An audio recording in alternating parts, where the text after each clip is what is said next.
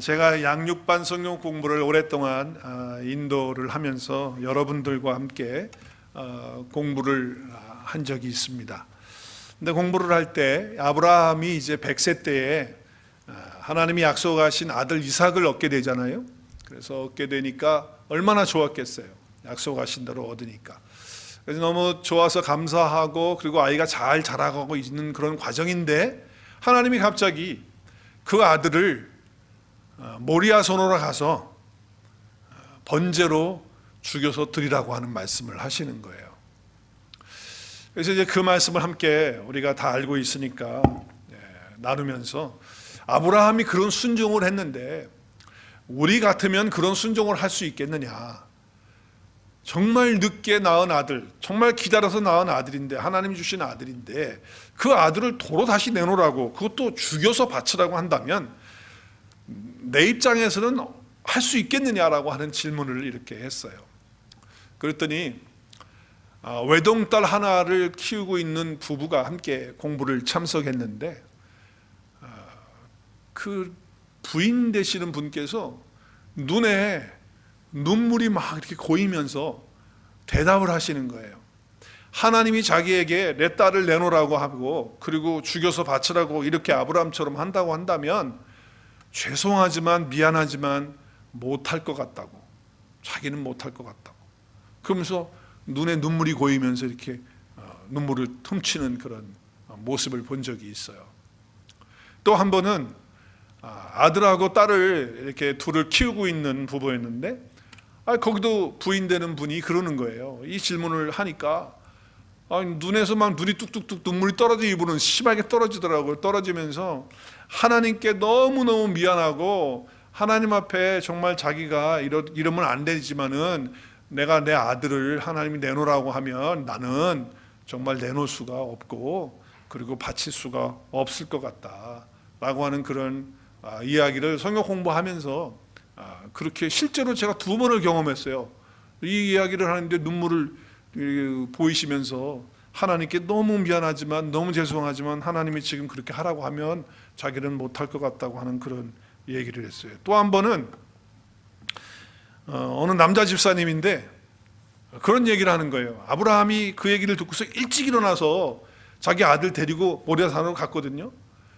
그랬더니 이 남자 집사님 하시는 말씀은 자기도 일찍 일어날 것 같대요. 그래서 일찍 일어나가지고 아들 데리고 도망갈 것 같다고 그렇게 얘기를 하더라고요. 자기는 못 갈 것 같대. 모리아산에는 못 가고 다른 데로 도망갈 것 같다고 그렇게 이야기를 하는데, 뭐 잊지 못하는 이야기죠.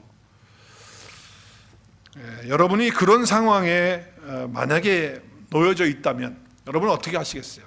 만약에 내가 아브라함의 입장이다, 내가 사라의 입장이다라고 했을 때 정말 여러분 그렇게 할 수 있겠습니까? 그것도 도저히 이해가 안 되잖아요. 아니, 주실 때는 언제고 이제 와서 또 달라고 하는데 그냥 달라는 것도 아니고 그냥 죽여가지고서 달라는 거예요. 요즘에는 자기 아들이 목사가 된다 그러면 그냥 못하게끔 말리지 않습니까? 큰일 나는 줄 알고 그 길을 왜 가려고 하냐고 그러는 판에, 목사가 되는 것도 하나님께 드리는 건데 그것도 못 드리는데 뭐 죽여서 드리라고요? 말이 되는 얘기입니까?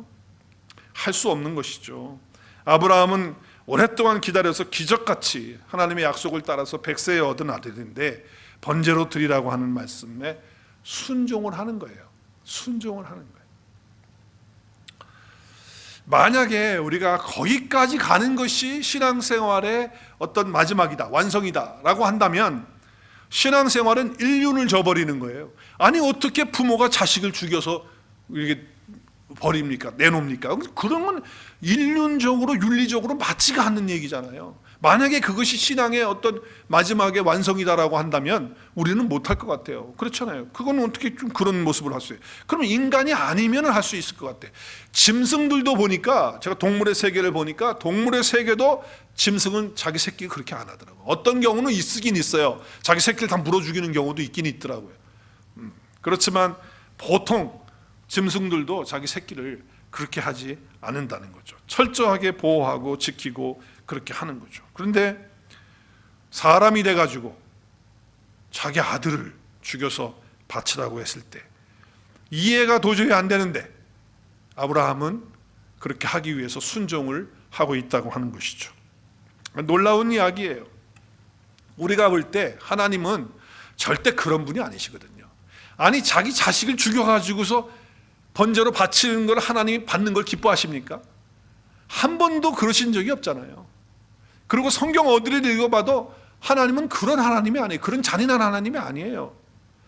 그렇게 인간의 윤리와 도덕을 다 그냥 파괴시켜 버리시면서 그렇게 하는 분이 아니거든요. 그래서 하나님은 모세를 통해 가지고 구약에서 3번이나 이런 말씀을 하셨어요. 출애굽기에서 2번 말씀하셨고 신명기에서 1번 말씀하셨는데, 어떤 말씀을 하셨냐면 짐승의 어미의 젖을 만들기 위해서 그 새끼를 어미에 먹을 것으로 이렇게 우유로 만들지 말라고 하는 그런 얘기를 하고 있어요. 우리 하나 세 구절을 다 보지 않고 한 구절만, 뭐 비슷한 말씀이니까 한 구절만 볼게요. 출애굽기 23장 19절. 내 토지에서 처음 거둔 열매와 가장 좋은 것을 가져다가 너의 하나님 여호와의 전에 드릴지니라. 너는 염소 새끼를, 출친들 잘 보세요. 너는 염소 새끼를 그 어미의 젖으로 삶지 말라. 여기 삶지 말라는 건 영어에 보면 보일이에요. 보일은 끓이는 거예요. 그러니까 그 염소 새끼를 잡아가지고 끓여가지고 쿡을 해가지고, 다른 영어 성경에 보면 do not cook이라고 그래요. 쿡. 요리를 해가지고 그 어미에게 주는 그런 일이 없도록 하라는 거예요. 그건 있을 수 없는 일이라는 거예요. 아니, 짐승도 그렇게 하는데 어떻게 하나님께서 자기가 낳은 자식을 죽여가지고 바치라고 할 수 있느냐는 거예요. 이건 있을 수가 없는 그런 일이라고 하는 것이죠. 여러분, 더더군다나 신명기 12장의 말씀에 보면 하나님께서 가나안 땅에 들어가서 가나안 사람들이 우상 숭배를 하는 그런 것들을 본받거나 따라가거나 그런 행위를 하지 말라고 엄히 명령하고 있거든요. 왜냐하면 하나님이 그런 거는 가증히 여기는, 아주 미워하는, 아주 혐오하는 그런 일이라고 말씀하셨어요. 근데 그 일이 어떤 일이냐? 자기들의 자식을 불에 태워서 그 신에게 드리는 거예요. 그거를 하나님이 가증히 여긴다고 그랬어요. 우리 신명기 말씀 한번 보겠어요. 신명기 12장 30절. 그 줄친 부분만 볼게요. 시간이 없으니까. 줄친 부분. 나도 그와 같이 하겠다 하지 말라. 그러니까 가나안 땅에서 신들이 하는, 그런 신들 앞에서 하는 풍습들대로 그렇게 하지 말라는 거예요. 그리고 31절. 내 하나님 여호와께는 내가 그와 같이 행하지 못할 것이라. 그렇게 하나님 앞에 그렇게 못한다. 절대로 그렇게 하면 안 된다는 거예요. 그런 거. 근데 그게 뭐냐? 계속해서 보면 그들은 여호와께서 꺼리시며 가증히 여기시는 일을 그들의 신들에게 행했다는 거예요. 근데 그들의 신들에게 행한 게 뭐냐? 자기들의 맨 밑에 줄, 자기들의 자녀를 불살라 그들의 신에게, 그 신들에게 어떻게 해요? 드리는 거예요. 그거를 하나님이 가증히 여긴다는 거예요. 너희들은 그렇게 따라하면 안 된다는 거예요. 아니, 그렇게 했던 하나님께서, 아니, 지금 자기 아들을 불에 태워서 번제로 드리라고 하시는 하나님은 대체 어떤 하나님이, 지금 오락가락 하시는 하나님의 잠깐 정신이 지금 휘까닥 하신 거예요? 하나님이 왜 그런 말씀을 지금 하시냔 말이에요. 그러니까 지금 아브라함의 경우는 아마도 가나안 땅의 신들을 섬기는 사람들이 하는 어떤 행위나 이런 제사들을 봤을지도 몰라요. 알고 있을지도 몰라요. 성경에는 기록되어 있지 않지만은 어쩌면 알고 있을지도 모르죠. 그런데 자기 아들을 불의 번제로 드리라고 할 때 아브라함이 어떤 생각을 했어요? 아니, 이방 신들에게 하는 것들 똑같이 왜 하나님이 하라고 하십니까? 하나님, 이거는 아니지 않습니까? 라고 이렇게 말할 수도 있는 거예요. 그런데 그렇게 이야기하지 않았어요. 그냥 그대로 한 거예요. 여러분, 이 가나안 신이 이 몰렉이라고 하는 신이거든요. 이 암몬의 신인데, 이 몰렉은 원래 말렉이라고 하는 단어에서 왔는데 그 왕이라는 뜻이에요. 그래서 그 왕 앞에 그 신에게 드리는데, 그들이 어떻게 신상을 만들어 놨냐면 이렇게 크게 거대하게 신상을 만들어 놓고 그 신이 팔을 이렇게 두 개를, 팔을 이렇게 앞으로 내밀고 있는 거예요. 그리고 그 밑에는요, 활활 타는 불을 놓고 있는 거예요. 활활 타는 불. 그리고 그 이렇게 손을 벌리고 있는 거예요. 사진을 제가 찾아보니까 이렇게 되어 있어요. 그 몰렉이라는 신이거든요. 그 신인데, 신이 어떤 모습이에요? 앞으로 팔을 내밀고 있는 모습이에요. 그리고 사람들이 막 와서 경배하잖아요. 그런데 지금 잘 보이십니까? 화면이 한 사람이 서가지고 들고 있는 게 뭐예요? 안 보여요? 자기 자녀예요. 자기 자녀를 어떻게 하는 거예요? 그 몰렉 신 앞에 그 손 벌리는 그 신상 앞에 그 동으로 만든, 브론즈로 만든 거거든요. 그 신 앞에다가 그 자녀를 갖다가 올려놓는 거예요. 그 묶어가지고 올려놓으면 밑에서 불이 올라오니까 뜨거워 안 뜨거워? 뜨거우니까 비명 지를 거 아니야. 막 몸을 틀 거 아니야. 거기서 따오려고 막 그러다 보면 거기서 빠져나와가지고 뚝 떨어져. 떨어지면 어디로 떨어지는 거야? 밑에가 뭐예요? 불이에요. 그래서 거기서 아이가 타서 죽는 거야. 그거를 부모가 보는 거예요. 근데 부모가 볼 때 만약에 거기서 운다든지 비명을 지른다든지 아니면 뭐 소리를 지른다든지 아니면 막 몸을 막 흔들면서 가슴을 친다든지 괴로워서 그렇게 하면 그 불경한 거야. 그럼 그 신이 받질 않아. 그러니까 그 모습을 보면서도 담담하게 그걸 받아들이고 그 모습을 지켜서 조용히 있어야 되는 그런 거예요. 그래야 이 신이 노여워하지 않는 거예요. 이게 암몬의 우상이었는데 이거를 가나안 땅에서 하는 걸 하나님이 하지 말라고 하는 거예요. 하지 말라고. 가증히 여긴 하나님이 절대로 너희는 이거 하면 안 된다. 그런 하나님이 지금 자기 100세 때 낳은 아들 이삭을 이렇게 불에 태워가지고서 죽이라는 거야. 여러분, 이게 이해가 될까요? 아브라함이 이해가 됐을까요? 이해가 안 됐죠. 자기에게 무슨 유익이 있겠을까요? 아무 유익이 없죠. 이해도 안 되고 유익도 안 되고 도대체 하나님은 왜 이렇게 하시는지 이유를 모르는 거예요. 이유를. 네. 그런데 성경에서 우리가 쭉 보게 되면 여기에 대한 답이 나와요. 여기에 대한 답. 이해하지 못했지만 이해할 수 있도록 답을 주시는 거예요. 그것이 오늘 우리가 읽은 히브리서 11장 17절의 말씀이에요. 그러니까 히브리 저자는 이걸 알았어요. 이걸 알아서 이렇게 말하고 있어요. 히브리서 11장 17절에 시작. 아브라함은 시험을 받을 때에 그랬어요. 자, 그러니까 아브라함이 뭘 받았다는 거예요 지금. 그러니까 결국은 아들을 바치는 거는 지금 뭘 받는 거예요? 하나님 앞에. 하나님께 뭘 받는 거예요? 시험을 받는 거예요. 근데 시험 받는다고 할 때 우리 한국말은 그냥 다 시험 그러면은 우리가 시험에 들지 말게 하옵시며 예수님이 주기도문 가르칠 때 그렇게 했죠. 그리고 야고보서에도 보면은 우리가 시험 받을 때 자기의 미혹에 이끌려서 시험을 받는다. 이렇게. 그러니까 시험이라고 할 때 우리는 마귀의 시험을 생각하는데 여기 하나님이 시험을 아브라함에게 했다는 거예요. 근데 사실은요, 하나님은 우리에게 유혹하고 우리를 넘어뜨리게 하고 이렇게 하시는 분이 아니시잖아요. 그래서 영어 성경에 보면 어떻게 돼 있어요? God was 뭐예요? tested. 테스트 했다니까, 테스트. 아브라함의 믿음을 테스트. 실험해 본 거예요.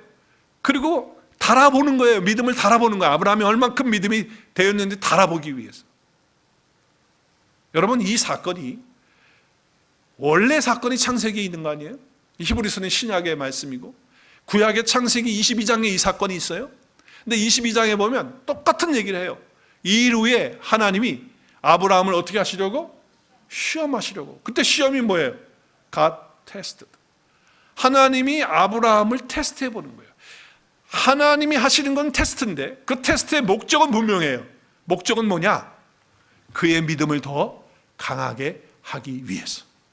그래서 더 큰 하나님의 축복을 누리며 살도록 하기 위한 것이 바로 이 테스트의 목적이란 말이에요. 근데 사단이 주는 시험은 그건 유혹이잖아요. 영어의 템테이션으로 나타나요. 그러니까 한국말 성경은 템테이션도 시험으로 번역하고 테스트도 시험으로 번역하고, 그러니까 한국말만 읽으면은 헷갈리는 거예요. 이게. 하나님도 우리를 유혹하는 하나님으로, 우리를 넘어뜨리려고 하는 하나님으로 그렇게 오해를 한단 말이에요. 그렇지 않아요. 하나님은 우리를 세우고 우리에게 생명을 주고 풍성한 삶을 주기 위한 모든 방편을 하나님이 하시는 거고, 사단 마귀는 유혹을 통해서, 템테이션을 통해서 우리를 망가뜨리고 하나님과 멀어지게 하고, 그리고 좌절 속에, 실망 속에서 그런 삶 속에 살도록 하는, 어두움 속에 살도록 하는 것이 목적이란 말이에요. 그러니까 지금 아브라함은 알았던 거예요. 하나님이 나를 시험하시는구나, 나의 믿음을 테스트하는구나. 이것을 알았다라고 하는 것을 우리가 볼 수가 있어요. 이 말씀들을 찾아보게 되면 그것을 우리가 알 수 있는 것이죠. 도저히 이해할 수 없는데 하나님이 아들을 번제로 바치라고 했을 때, 그런 순종을 요구하실 때 아브라함이 할 수 있었던 것은, 하나님이 나를 지금 믿음의 테스트를 하는구나, 순종의 테스트를 하는구나, 이것을 알았던 거예요. 그리고 받아들이는 거죠. 그게 바로 이 아브라함이 이렇게 할 수 있었던 단서가 되는 거예요. 결국 테스트였다는 것을 알 수가 있는 것이죠. 여러분, 하나님께서 이렇게 테스트를 하실 때는 분명한 뜻이 있어요. 목적이 있어요. 우리에게 더 많은 복을 주시기를 원하고 그 복을 누리기를 원하시는데, 그 마음속에 무엇인가 클리어하지 않은, 혼돈되어져 있고 정리가 되지 않은 것이 있을 때는 하나님이 그것을 정리하고, 그 혼돈된 것을 정리하고, 그리고 바르지 못한 것들을 깨끗하게 클리어하게 하는 것을 위해서 테스트를 주시는 거예요. 분명한 메시지가 거기에 있는 것이죠. 왜? 하나님이 축복을 하시기 위해서, 그 축복을 누리도록 하기 위해서 그런 거예요. 하나님께서는 아브라함을 사랑하셨어요. 또 아브라함이 이삭을 줬잖아요. 근데 하나님이 아브라함에게 준 이삭도 하나님이 더욱더 사랑하셨어요. 이삭은 하나님이 주시겠다고 약속하신 아들이고 하나님이 만드신 작품이었어요. 물론 아브라함의 기다리는 믿음을 통해서 하나님이 그 아들을 주시긴 했지만 그 모든 것을 계획하시고 약속하시고 이루시는 분은 하나님이셨단 말이에요. 그렇기 때문에 누구보다도, 어떻게 보면 아브라함보다도 하나님이 이삭을 더 사랑하는 그런 분이셨다는 것을 우리가 알 수 있죠. 그래서 하나님은 약속의 아들 이삭을 사랑하셨고, 이삭을 통해서 아브라함의 후손들을 약속대로 그렇게 하늘의 별처럼 바다의 모래알처럼 많도록 그렇게 하시는 거죠. 분명히 오늘 말씀 18절에도 이삭을 통해서, 약속의 아들 이삭을 통해서 하나님이 그렇게 하시겠다고 말씀하시고 있잖아요. 자, 그런데 아브라함의 마음속에 하나님보다도 이삭을 더 중요한 자리에 놓고 생각하고, 그리고 그렇게 삶을 살고 있다라고 한다면 그것을 하나님이 정리하셔야 되는 거예요. 그것을 클리어해 놔야 되는 거예요. 그래야 하나님이 주시고자 하는 은혜와 축복들을 마음껏 더 누릴 수 있게 돼요. 그게 정리가 안 된 상태에서 하나님이 아브라함에게 더 은혜를 주고 더 복을 주면요, 아브라함도 망가지고 이삭도 망가지게 돼 있어요. 그래서 하나님은 그것을 정리하는 거예요. 오늘날 너무나도 많은 부모들이 자녀들을 우상으로 섬기고 있어요. 그래서 하나님보다도 자녀가 더 중요한 위치의 자리에 앉아 있어요. 그래서 자녀가 뭘 한다고 하면 하나님이고 뭐고 다 없어. 그냥 자녀를 위한 그냥 그걸로 빠지는 것들을 제가 목회를 하면서 너무 많이 봐왔어요. 그 결과 부모도 망가지고 자녀도 망가지는 그런 상황을 보잖아요. 그래서 하나님은 정리하실 필요가 있었던 거예요. 하나님은 아브라함에게 하나님보다 이삭을 더 좋아하거나 사랑하는 일이 없도록 하기 위해서, 아브라함은 하나님을 사랑한다고 분명히 고백했을 거예요. 믿는다고 믿음을 고백했을 거예요. 그리고 이삭을 향해서도 야, 너는 하나님이 주신 아들이야. 아브라함이 그렇게 말 안 했겠어요? 말했을 거예요. 분명히 말했을 거예요. 너는 약속을 따라서 하나님이 주신 하나님의 아들이야. 이렇게 말하고 있지만 실제적으로는 자기 아들이고 너무나도 사랑하는 아들이기 때문에 하나님보다도, 주신 하나님보다도 그 이삭에게 더 마음이 가 있는 아브라함일지도 모른다는 거예요. 그래서 하나님이 어떻게 했다고요? 테스트 하시는 거예요. 테스트. 그 믿음을 달아보는 거예요. 어떠한가 하는 것을 보는 것이죠. 여러분, 아브라함 시대만, 아브라함에게만 그러시는 거 아니고 지금 현재 우리의 시대와 문화와 상황이 다르지만 지금 이 순간에도 저와 여러분에게 시시때때로 하나님께서 우리의 믿음이 얼만큼 성장했는지, 얼마나 굳건한 가운데 있는지, 또 정말 하나님 나 자신만을 사랑하고 있는지를 달아보는, 테스트하는 그런 과정을 지금도 하나님은 계속 걸치고 있다라고 하는 사실을 우리가 알아야 돼. 마귀를 통해서 받는 유혹이나 시험은 근본적으로 하나님이 주시는 시험과 다르다고 그랬잖아요. 달라요. 우리를 축복하시기 위해서, 우리를 더 견고하게 하기 위해서, 우리에게 더 많은 은혜를 주시기 위해서 그렇게 하신 거예요. 그렇지만 테스트는 테스트예요. 그게 무슨 얘기냐? 시험이라고 하는 건 어렵다는 거예요. 항상 우리 테스트는 어렵잖아요. 그래서 테스트는 테스트다라고 하는 거예요. 마귀의 공격도 때로는 힘들고 어려워요. 그렇지만 마귀의 공격은 우리가 알잖아요. 아, 이것도 마귀가 나를 공격하는구나. 그렇지만 이미 그리스도 예수를 통해서 우리에게 승리를 주셨기 때문에 그것을 누리면서 붙들 수 있기 때문에 할 수 있지만, 하나님의 테스트는 이해할 수 없는 게 너무 많은 거예요. 정말 이해할 수 없어요. 하나님 왜 이렇게 하시는지, 왜 하나님께 나에게 이런 말씀을 주시고 이런 감동을 주시는지, 이런 상황이 아닌데 하나님이 이렇게 하실 때가 너무나도 많기 때문에 하나님 왜 이러시죠? 이렇게 되기 때문에 정말 힘든 거예요. 혼돈에 빠질 때가 있는 거예요. 갈등이 일어날 수밖에 없는 거, 어쩔 줄 모르게 하는 그런 상황이 바로 하나님이 우리에게 테스트할 때예요. 분명히 하나님께서 하라고 해서 시작했는데 어느 날 멈추라고 하는 때가 있어요. 정말 그럴 때 있잖아요.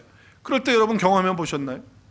여러분 100세 때 얻은 아들을 어떻게 바칠 수 있어요? 아무리 생각해도 안 되는 거예요. 약속을 따라서 기다려서 받은 아들인데 어떻게 그렇게 합니까? 안 되는 거거든요. 아니 주실 때는 언제고 이제 와서 또 바쳐서 죽이라니, 그것도 자식을 잡아서 이방신들에게 몰래 가는 것처럼 그렇게 하라고? 그런 제사 행위도 아니에요. 그거는 사단의 어떤 역사지, 그게 어떻게 종교가 될 수 없는 거죠. 하나님은 분명히 바다 아래 모래알처럼 하늘의 별처럼 이삭을 통해서 아브라함의 아들, 아브라함과 사라를 통해서 낳은 아들을 통해서 하나님이 이렇게 하시겠다고 하시는데 이제 죽인다고 하면 끝난 거 아니에요. 그 이루어지지 못하는 거 아니에요. 그러니까 이게 이해가 안 되니까 테스트가 되는 거예요. 내가 어떨 때 말씀을 읽고 묵상하고 큐티하고 기도하는데 하나님이 주시는 말씀이 너무 분명한 거예요. 그게 뭐냐면 도저히 상대할 가치가 안 되는 그런 사람이거든요. 나에게 정말 뒤에 와서 등어리에다가 칼을 딱 꽂고 간 사람이에요. 진짜 그런 사람이 있었어요. 그런데 저보고 뭐라고 말씀하시냐면 그 사람을 사랑하라는 거예요. 그 사람을 용서하라는 거예요. 아니 상대할 가치 존재가 없는 그런 사람이라고 난 여기고 있는 사람인데 그 사람은 사랑하라는 거예요. 용서하라는 거예요. 네가 먼저 가서 사과하라는 거예요. 내가 뭘 잘못했는데 가서 용서하라는 거예요. 그리고 사랑하라는 거예요. 이게 바로 테스트예요. 할 수 없어요. 이해가 안 되는 거예요. 하나님 그건 내가 잘못한 게 아닌데요. 그 사람이 잘못한 거죠. 그리고 지금 와서 그 사람 보니까 조금 더 뉘우치는 모습도 없고 그렇다고 뭐 또 좋은 일 하는 것도 아니고 나쁜 말 하고 다니는 지금 그런 사람입니다. 근데 그 사람에게 나에게 가서 먼저 가서 용서하고 사과하고 그리고 사랑하라고요. 이게 테스트거든요. 불가능한 얘기를 하시는 거예요. 이해가 안 되는 거거든요. 하나님이 나를 이해해 주실 줄 알았더니 전혀 하나님 나를 이해해 주지 않는 거예요. 내가 가지고 있는 물질이 있는데 좀 힘에 겨워요. 그런데 하나님이 헌금하라고 하는 거예요. 마음을 주실 때가 있어요. 재정적으로 빠듯해요. 근데 어느 선교사님은 후원하라고 하는 말씀을 말씀을 읽고 기도하는데 주시는 거예요. 마음을 주시는 거예요. 그런데 재정을 보면 사실 빠듯해. 어떤 사람을 도우라고 그래. 그런데 내 재정이 빤해. 그런데 도우라고 해. 그러니까 하나님 할 만할 때 하라고 하셔야지 지금은 아닌데요. 이럴 때가 있거든요. 그러니까 테스트예요, 테스트. 하나님. 내 믿음을 달아보시는 거예요. 이제 조금 생활이 안정돼요. 이제 좀 생활이 편해졌어요. 그전에는 힘들고 어려운데 이제 조금씩 자리를 잡아가고 안정을 찾아가고 있어요. 그런데 갑자기 그 자리를 버리고 일어나서 다른 데로 가라고 하는 거예요. 제가 그런 경험을 했어요. 아이들이 다 이제 학교에서 공부 잘하고 있고 다 잘하고 있어요. 그런데 하나님이 갑자기 너 이제 다른 곳으로 가 그러시는데 여러분 이해가 되십니까? 그거 할 수 있겠어요? 정말 수없이 많은 할 일이 있어요. 너무나도 많은 일이 있어. 이거 다 해야 돼. 이건 내가 안 하면 안 돼. 막 정말 이거 해야 되는 그런 일들이에요. 그렇게 많아. 그런데 하나님이 갑자기 뭐라고 말씀하신다. 아침에 기도하고 있는데 말씀 묵상하고 있는데 하나님이 뭐라고 말씀하셔. 야, 너 지금 그렇게 하고 있는 일 그만해. 스탑. 쉬어. 여러분 그게 이해가 됩니까? 지금 안 하면 다 안 되는데. 근데 하나님이 쉬라고 딱 말씀하시는데 순종 못 하거든요. 그래서 그냥 하는 거예요. 그냥 하는 거예요. 내 믿음을 달아보는 거예요. 내 테스트를 테스트 하시는 거예요. 내가 하나님으로부터 받은 재능이 너무 많아요. 탤런트가 많아. 그래서 나는 정말 남들이 할 수 없는 그런 일들을 할 수 있는 탤런트가 나에게 있다는 거 알아. 너무나도 감사하죠, 하나님이. 그런데 하나님이 그걸 못 쓰게 해. 그걸 하지 못하게 하고 그걸 안 하게 하고 그리고 교회에서도 그런 일을 나에게 시키질 않아. 그리고 시키는 일이 그냥 단순히 할 수 있는 일들, 그건 재능이 없어도 탤런트가 없어도 그냥 할 수 있는 일들만 하게 하는 거예요. 그럴 때 속에서 답답함이 올라와요. 하나님이 왜 나한테 이렇게 단순한 일들만 시키고 내가 할 수 있는 이런 역량이 있고 재능이 있고 탤런트가 있는데 왜 이런 건 나에게 못하게 하시는 걸까? 그 다 테스트하는 거예요. 테스트. 철저하게 계획을 하고 준비해서 다 분명히 다 된 거예요. 내가 사업을 준비했어요. 계획을 했어요. 근데 시작을 기도로 시작했고 그리고 하나님의 하라고 하는 마음을 주셔서 했고 그리고 이제 잘 정착이 되는 것 같고 이제 잘 될 것 같은 거예요. 그래서 너무 감사한 거예요. 그래서 이제 됐구나. 하나님이 축복하시는구나. 이 사업이 번창할 거야. 이렇게 생각하고 그런 기대를 가지고 있는데 하나님이 그 사업 하지 마라. 하지 마라. 이렇게 말씀하실 때 그런 마음 들지 않겠어요? 아니, 기도하고 시작했고 하나님께서 응답 주셔서 내가 이렇게 시작을 한 건데, 그리고 하나님이 기뻐하시는 걸로 알고 내가 이렇게 쭉 꾸준히 하고 있는데 갑자기 포기하라고, 멈추라고, 그만하라고, 하지 말라고. 아니, 이해가 안 되잖아요. 이해가. 멀쩡하게 좋은 관계 속에 있던 자식과의 관계인데 갑자기 자식을 볼 수 없게 만드시는 거예요. 뭐 세상을 떠나게 할 수도 있고, 또 멀리 가게 할 수도 있고, 생각지도 않았는데 그렇게 되고, 또 결혼하면서 그냥 이상하게 그냥 돼가지고, 관계가 이상하게 돼가지고 자식하고 자기하고 원래 관계가 그런 관계가 아닌데 그냥 멀어지는 그런 관계가 되어져 버릴 때, 정말 기도로 키우고 사랑으로 키우고 정말 헌신해서 그렇게 키웠는데 그렇게 갈라지기 시작할 때 여러분 이해가 됩니까? 자식을 볼 수 없는 상황이 될 때 그게 다 테스트거든요. 어느 때는 갑자기 몸이 아프게 하는 거예요.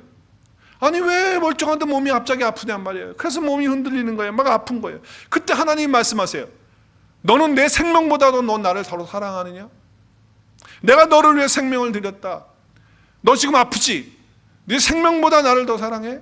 라고 하는 그런 질문을 던지시면서 내 건강을 흔들 때 여러분 이해가 되시냐고요. 왜 하필이면 하나님은, 사랑의 하나님이 왜 그렇게 하세요? 나를 건강하게 하시고 하시지, 말씀하셔도 하시지 왜 아프게, 더더구나 내 자식을 아프게 해가지고서 그렇게 말씀을 하신다고 하면 더 이해가 안 되는 거예요. 다 하나님의 테스트죠. 여러분, 테스트는요 지금도 있고요, 아브라함에게 있는 것이 아니라 우리 모두에게 있어요. 순종하기 힘든 것, 어떤 도전에서부터 시작해서 내가 감당할 수 없는 광범위한 그런 모든 범위 가운데 하나님이 우리를 테스트하기 위해서 하는 거죠. 근데 하나님이 우리의 믿음을 테스트하기 위해서 그렇게 하실 때 내가 믿음으로 순종만 할 수 있다고 한다면 놀라운 은혜의 기회, 축복의 기회, 또 내 믿음이 더욱더 굳건해지고 강건해지는, 더 성장해지는 그런 역사가 있는 기회인 줄로 믿습니다. 여러분, 그 순종이 그래서 중요한 거예요. 순종이 이해가 되지 않아도, 지금 나에게 전혀 유익이 없어도 하나님이 그렇게 말씀하시니 나를 그렇게 믿음을 테스트하실 때 내가 그렇게 순종하면 하나님께서 어마어마한 역사로 인도해 주시는 거예요. 아들을 번제로 바치라는 말씀을 들은 아브라함은 어떻게 했다고 했어요? 아침에 일찍 일어났다는 거예요. 대단한 사람이에요. 어떻게 아들을 바치러 가는데 일찍 일어날 수가 있겠어요? 일찍 일어났어요. 그리고 뭘 가지고 준비하냐면, 가지고 갈 준비를 해야지. 번제를 드리려면 횃불을 준비했고, 나무가 있어야 되니까 나무를 준비했고, 잡으려면 칼이 있어야 되니까 칼을 준비해가지고, 그래서 이제 딱 팩을 다 했어. 팩을. 왜냐면 3일 길을 걸어서 가야 되니까 딱 이제 팩을 해가지고, 이삭 아들 가자. 하나님이 모리아 산에 가서 우리로 하여금 제사를 드리라고 한다. 가자. 네, 아버지 알겠습니다. 저도 준비할게요. 이삭이 다 준비했겠죠? 그래서 같이 출발을 했어요. 3일 끌어가니까 이틀 밤을 잤을 거 아니에요. 그래서 아들하고 아버지하고 둘이 가는데 이런저런 얘기했을 거 아닙니까? 근데 얘기를 하다 보니까 궁금해지는 게 있는 거예요, 아들이. 그게 뭐냐면, 아니 불도 있고 나무도 있고 칼도 있는데 재물이 없어. 그래서 아버지한테 물어보는 거예요. 아버지, 다 있는데 재물은 어디 있어요? 그때 여러분, 아브라함의 믿음을 보십시오. 그동안에 25년 동안에 아브라함을 하나님이 훈련하셨어요. 연단하셨어요. 믿음을 키우셨어요. 그의 대답이 뭐예요? 그의 대답이 뭐예요? 시작. 아들아, 걱정하지 마. 하나님이 다 준비해 두셨어. 이야, 어마어마한. 사실은 그 마음속에 너야 임마 너를 바치래 그러면서 붙들고 울면서, 보통 같으면 그럴 거 아니야. 야, 너 3일만 있으면 이제 내가 너를 죽여야 되는 거야. 하나님이 너를 바치라고 하는데 내가 어떻게 바칠 수 있겠니? 내 가슴이 미어진다 말이지. 막 울면서 아들을 향해서 그렇게 했을지도 모르죠, 보통 사람 같으면. 근데 아브라함은 전혀 그런 말씀이 성경에 없어요. 그냥 하나님이 준비해 주실 거다. 참 엄청난 그런 믿음의 소유자가 되었어요. 근데 이렇게 테스트인 줄 알고 하나님의 그 믿음을 이렇게 아브라함이 이제 가지게 되었는데, 그럼 아브라함이 어떤 믿음이었느냐? 그 테스트를 받는 중에 아브라함이 가졌던 믿음은 어떤 믿음이냐? 우리 히브리서 말씀 오늘 19절의 말씀에 보면 아브라함이 가졌던 그 믿음이 어떤 믿음이라는 것을 알 수가 있어요. 자, 19절 말씀 같이 읽겠어요. 시작. 그가 하나님이 능히 이삭을 어떻게 해요? 죽은 자 가운데서 다시 살리실 줄을 생각한지라. 그래서 죽은 자 가운데서 도로 받은 것이 되었다는 거예요. 이게 무슨 얘기냐면 아브라함이 가졌던 신앙은 어떤 신앙이에요? 아브라함이 가졌던 믿음은 어떤 믿음이에요? 어떤 믿음이죠? 부활에 대한 믿음이에요.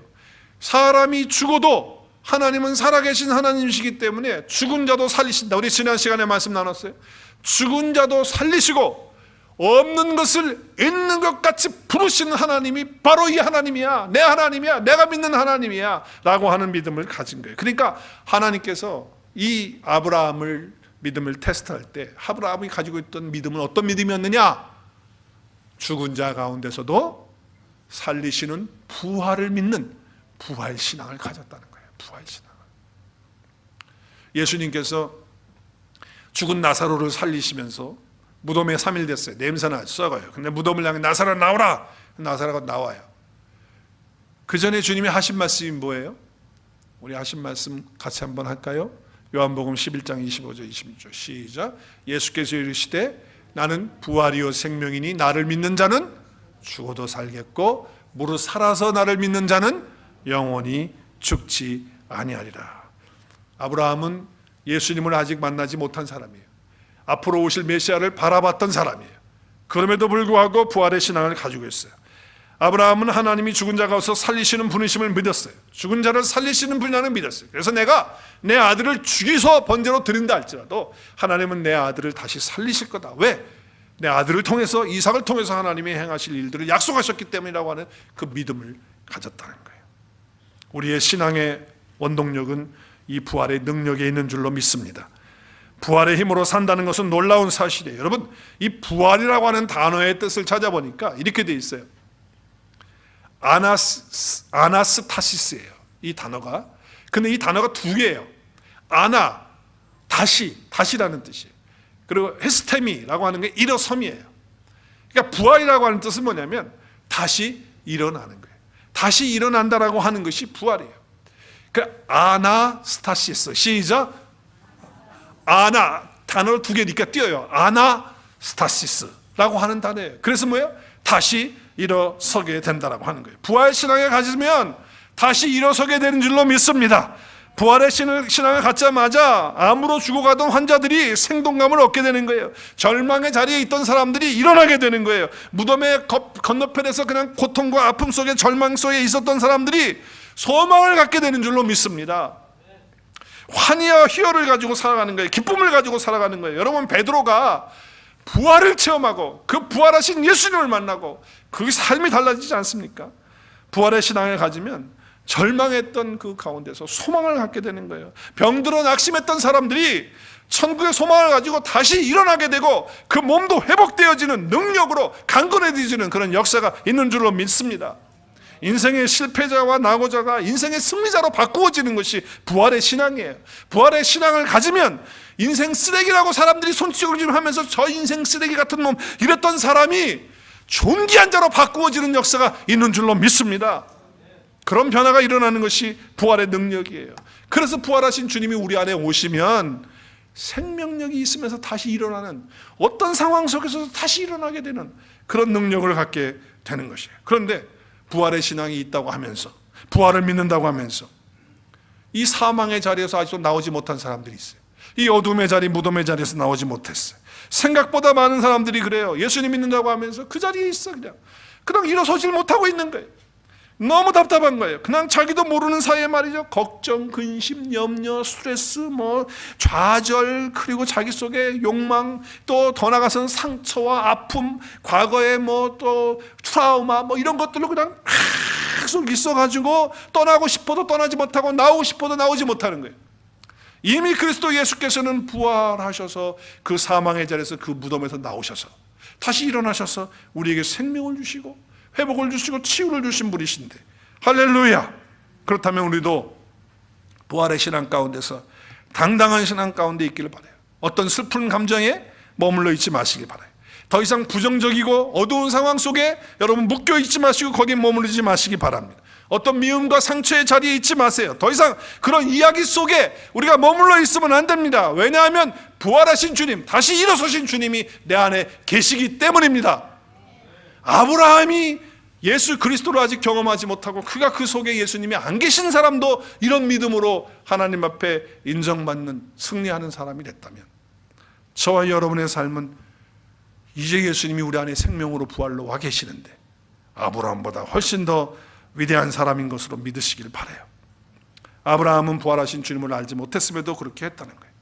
아브라함이 이삭을 덜 사랑해서 그랬던 거 아니에요. 하나님의 그 사랑과 부활의 그 믿음을 가졌기 때문에 그렇게 할 수 있었다라고 하는 것이죠. 하나님은 이 믿음의 행동에 대해서 아브라함을 향해서 뭐라고 말씀하시죠? 우리 창세기 22장에 보면 아브라함아 아브라함아 부르시면서 뭐라고 그래요?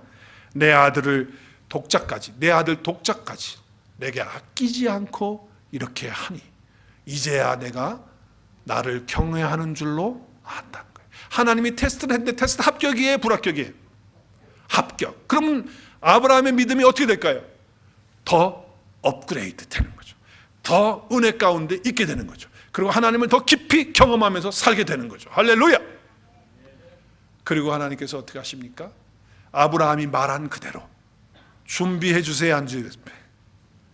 준비해 주세요. 뭘 준비해 주셨어요? 재물을 준비했어요. 순양을 가져다가 하나님이 다 준비해 놨어요. 그래서 이삭 대신에 누구를 번제로, 어떤 걸 번제로 하죠? 그 수당을 번제로. 거기 수당은 누구를 예표하고 있을까요? 누구를 상징하고 있죠? 앞으로 오실 예수 그리스도. 우리를 위해서 희생하시고 우리를 위해서 대신 죽어주시는 그분을 예표하고 있는 거예요. 아브라함은 이 하나님의 은혜를 알았기에, 이 믿음을 가졌기에 자기의 최상의 것, 그 아들이잖아요, 이삭, 그것을 아낌없이 내어드리고 하나님을 경외하는 자로 세워지는 역사가 있게 된 것입니다. 여러분, 하나님이 우리를 향해서 믿음의 테스트를 하실 때 우리 하십니다. 반드시 하십니다.